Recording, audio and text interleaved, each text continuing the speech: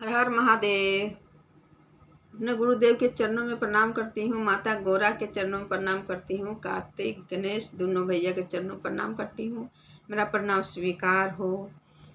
और सभी देवी देवताओं के चरणों में प्रणाम करती हूँ। मेरा प्रणाम स्वीकार हो। सभी गुरु भाई बहन यूट्यूब फैमिली जो देखते हैं सुनते हैं उन लोगों को भी चरणों में प्रणाम करती हूँ। मेरा प्रणाम स्वीकार हो। गुरु भाई बहन सब आज हम चर्चा लाए हैं। बहुत मज़ेदार चर्चा है। बहुत सुन के हंसी भी आ जाएगा। हंसने खिलाने वाला सिर्फ चर्चा कथा है, दंत कथा होता है। ये सब गुरु भाई बहन सब सुनने से ज्ञान बढ़ता है, बुद्धि बढ़ता है। कथा बहुत सुंदर है, शुरू से अंत तक सुनिएगा। एक शिष्या बहन के बेटी बंदरिया रहती है। अब कैसे बंदरिया रहती है बंदरिया बेटी कैसे हो जाती है, ये आप लोग को चर्चा में सुनने को मिलेगा। गुरु भाई बहन साहब शुरू से अंत तक सुनिएगा। अच्छा लगेगा लाइक और शेयर जरूर करिएगा। चलिए हम चर्चा शुरू करने जा रहे हैं। एक शिव शिष्या थी कि शिव को गुरु मानी थी। चर्चा में जाती थी, चर्चा छोड़ती ही नहीं थी। कितनों कुछ हो जाए और वो चर्चा कभी नहीं छोड़ती थी। चर्चा में जाती थी। वो बहुत गरीब थी, उसका घर अन्न नहीं रहता था, बहुत गरीब, पर चर्चा में जाते ही थी, छोड़ती नहीं थी। शिव से दया मांगती थी। नहीं उसका घर अन्न खाने के लिए रहता था। डेली प्रतिदिन लाती थी, कमा के तो खाती थी, मांग के लाती थी तो खाती थी। घर में मतलब उसका थोड़ा सा भी अनाज नहीं रहता था। और तो और भगवान के भक्त थी शिव शिष्या, पर उसका बच्चा भी नहीं था। बच्चा नहीं था उसका। दोनों पत्नी दोनों एक साथ रहते थे। तो पति कभी कभी चला जाता था बाहर, पत्नी घर में अकेले रहती थी। पत्नी जब कभी कभी पति घर से बाहर जाते थे कमाने, तो पत्नी अकेले घर में रहती थी। तो उसको अच्छा नहीं लगता था, घर में अकेले अच्छा नहीं लगता था। तो अपने पति से कहती थी कि आप बाहर चले जाते हैं कमाने, तो हमको घर में अच्छा ही नहीं लगता है। कैसे रहें घर में हमको पता नहीं। चर्चा में जाएं तो दिन भर तो चर्चा होता ही नहीं है जो हम चर्चा में जाके बैठे रहेंगे। इस तरह के सोचती थी और अपने पति से बोलती थी कि आप जाते हैं तो हमको मन नहीं लगता है, तो हमको कुछ तो घर में ला के रख दीजिए कि उसमें हमको मन लगेगा, उसी के साथ हम खेलेंगे। उसका पति बोलती थी क्या हम ला के ऐसा चीज़ रख देंगे जो तुम उसको देख देख खेलेगी रहेगी, क्या ला दे बोलो। तब उसका पत्नी कहती आप जंगल तो जाते हैं, तो जंगल की कुछ भी जीव जंतु होगा हमको ला दीजिएगा, उसी के साथ हम खेलेंगे। जो भी पंछी जानवर जंगल में तो बहुत सारा कुछ रहता है, उसी को हमको पकड़ के ला दीजिएगा, हम उसी के साथ खेलेंगे, उसी को खिलाएंगे। अब उसका पति निकले जंगल, तो एक बंदरिया मिल गई। तो याद हुआ करिए मेरी पत्नी बोली थी कि जंगल में कुछ मिलेगा तो हमको ला दीजिएगा, हम उसी को खिलाएंगे और घर में रहेंगे, मेरा उसी में मन भुला रहेगा। तो वो बंदरी ला दिए उसका पति। अब पति बंदरी ला दिए तो बहुत खुश हो गई कि मेरे लिए बंदरी ला दिए हैं, तो चलो आज से हम इसी को बेटी मान लिए। हम बेटी जैसा अब इसको पालेंगे रखेंगे और हम बेटी जैसा प्यार करेंगे इसको। और जो शिव शिष्या थी बंदरी को बेटी बना के रख ली। इस तरह का जाती थी चर्चा में, कभी कभी लेते जाती थी आती थी। मतलब वो बंदरिया की माँ बन गई। सब बंदरिया की माँ सब कहने भी लगी, क्योंकि बेटी मान ली थी बंदरिया को। अब बहुत दिन हो गया बंदरिया को, जब 15-16 साल के हो गई तब सब बोलने लगी कि 15-16 साल के तो बंदरिया हो गई है, अब इसको शादी ब्याह दे दीजिए। कितना दिन रखिएगा बेटी को कुमार, अब इसको शादी ब्याह दीजिए। अब बंदरिया के माँ और पिताजी सोच रहे हैं कि सब तो अब हम लोग को बोल रहा है शादी करने के लिए, और सही बात है बेटी को कितना दिन रखेंगे, शादी तो करना है। अब दोनों को सोच रहे थे शादी करेंगे तो कहाँ करेंगे, ये तो मेरी बेटी तो बंदरी है, तो इसको हम कहाँ शादी करेंगे। और ये सोच रही थी कि शादी करना है तो करना है, तो बंदरी के लिए बंदर तो नहीं मांगा थी शादी के लिए। भगवान गुरुदेव से प्रार्थना कर रही थी कि भगवान अब हमको शादी कैसे करेंगे प्रभु, ये सब आप पे छोड़ देते हैं, आप जिधर जो रास्ता में ले जाइएगा हम वही रास्ता में जाएंगे। उसका पति बोलते हैं कि क्या हुआ, हम मेरी बेटी बंदरी है तो बंदरी है तो हमको हम लड़का की शादी कर सकते हैं, क्यों नहीं करेंगे शादी। तो ये बोली बंदरिया की मम्मी कि देखिए मेरी बेटी को शादी दीजिएगा तो ऐसा तैसा घर में मत दीजिएगा, क्योंकि हम गरीब हैं, तो हम जान रहे हैं गरीब का कैसा दिन जाता है। सो गरीबी में बड़ी कष्ट होता है। हम लोग घर में नहीं अन्न धन था ज़्यादा तो हम लोग कितना कष्ट से जिए हैं। आज भगवान मेरी बेटी भगवान दिए हैं, बंदरिये सही बेटी दिए हैं, तो हमारे बंदरिया के चक्कर में हम लोग ठीके रह रहे हैं, खुशी से रह रहे हैं, तो घर में 2 अनाज भी रह रहा है, खा पी रहे हैं। तो हम तो जानते हैं कष्ट कितना होता है, गरीबी का दुख क्या है। मेरी बेटी को तो अच्छा घर में शादी दीजिएगा, बस अपने पति से कहती थी मेरी बेटी को अच्छा घर में शादी दीजिएगा।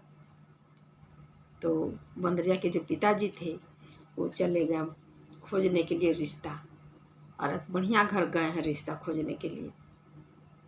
अब वहाँ गए हैं रिश्ता खोजने के लिए, जाके बोलते हैं कि मेरी बेटी है, आप बेटा को शादी करिएगा। तो लड़का के पिताजी बोलते हैं हाँ करेंगे शादी, क्यों ना करेंगे, आपको बेटी कैसी है देखेंगे, पसंद आएगा करेंगे शादी, जोड़ी लग जाएगा करेंगे शादी। तो देखने जाएंगे तब ना करेंगे शादी। तो लड़का के पिताजी बोल दिए कि देखा सुना क्या है, क्या देखिएगा, हम लोग को तो देख ही रहे हैं दोनों माँ बाप को, तो हम लोग जब इतना सुंदर हैं, मेरा भी तो बच्चा सुंदर होगा ना। अब हम लोग को देखिए, अब बेटी देखना क्या है, ये पहले के ज़माना, अब तो नया ज़माना में देखा हो रहा है ना, पहले देखा सुना नहीं होता था ना, तो शादी विवाह होता था ना, तो हम लोग वही पहले पूरा ज़माना का ही नीति से रिवाज से हम लोग चलेंगे। सो लड़की जब तक मांग में सिंदूर नहीं पड़ेगा ना, तब तक कभी नहीं किसी को देखा जाता है, मुंह ढक के ही लड़की रहेगी। लड़की के पिताजी जाके लड़का के पिताजी बोलते हैं सो क्या देखना, जब हम लोग हैं तो हम ही लोग को जैसा होगा ना लड़की। लड़का के पिताजी मान लिए, बोले हाँ भाई सब इतना दोनों सुंदर है तो क्या हुआ, बेटी भी तो सुंदर होगी। तो नहीं दिखाएं। जब बोला चलो कोई बात नहीं, छक्का उक्का होगा तब देख लेंगे कह के। तो छक्का में भी लड़की पिताजी बोले नहीं हम लोग के सिस्टम नहीं है, अभी मुंह देखने के लिए सिस्टम नहीं है। हर समय बात टाल दे रहे थे, मुंह देखने ही नहीं दे रहे थे, और भगवान से बहुत प्रार्थना कर रहे थे प्रभु लाज बचाइएगा, भगवान मेरी बेटी के सवाल है, लाज बचाइएगा आप मेरे, हमको जो भी दिए हम बेटी के रूप में हम उसको देख रहे हैं, भगवान हमको लाज बचाइएगा। इस तरह का वो बंदरिया के पिताजी और माँ दोनों प्रार्थना कर रहे थे गुरुदेव से।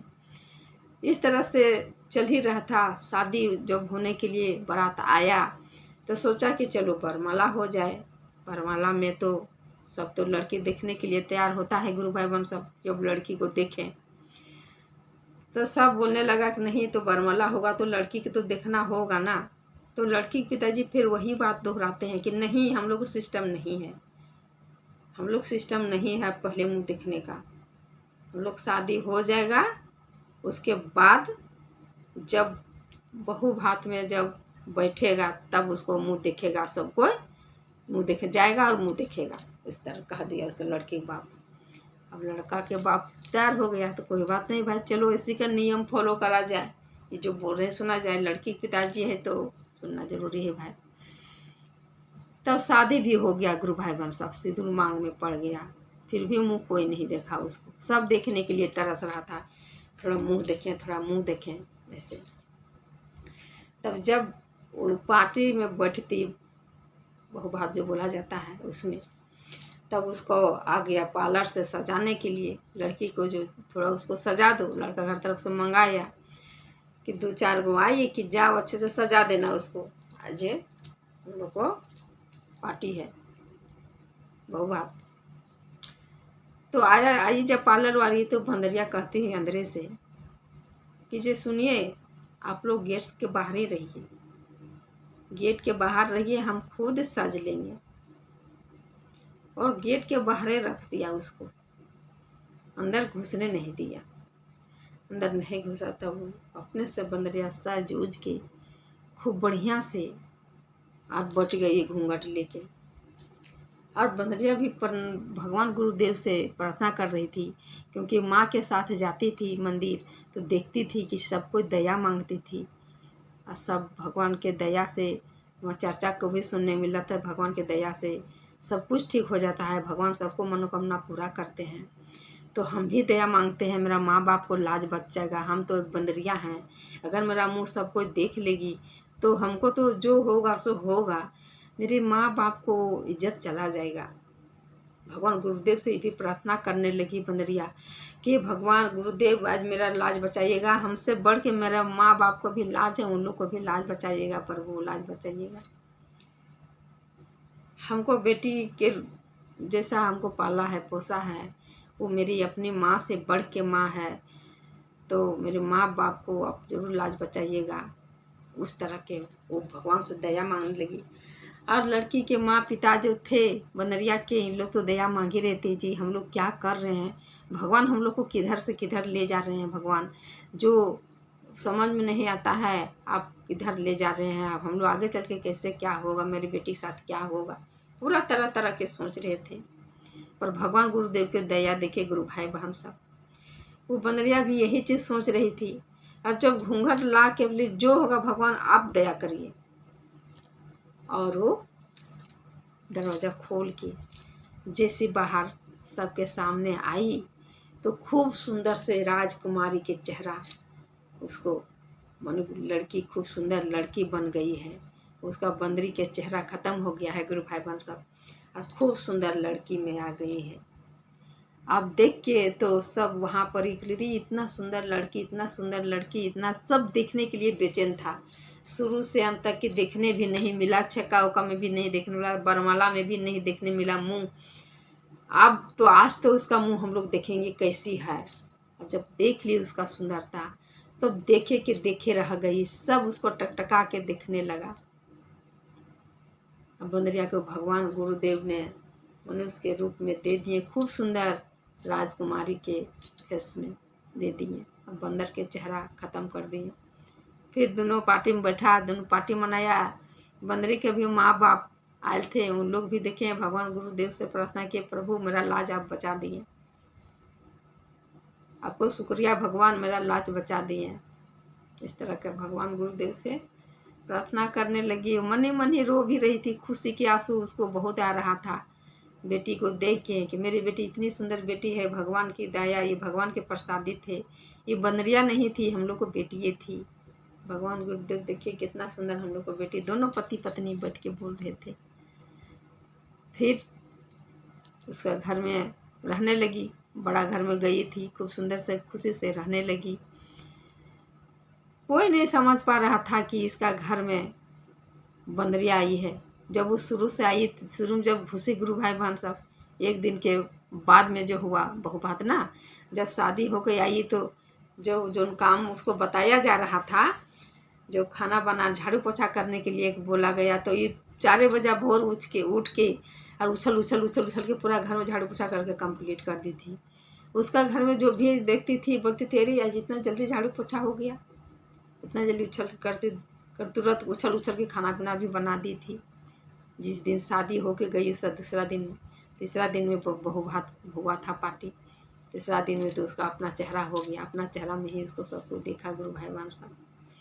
तो देखिए भगवान की कृपा, बंदरी को इतना सुंदरी बना दिए, भगवान के दया।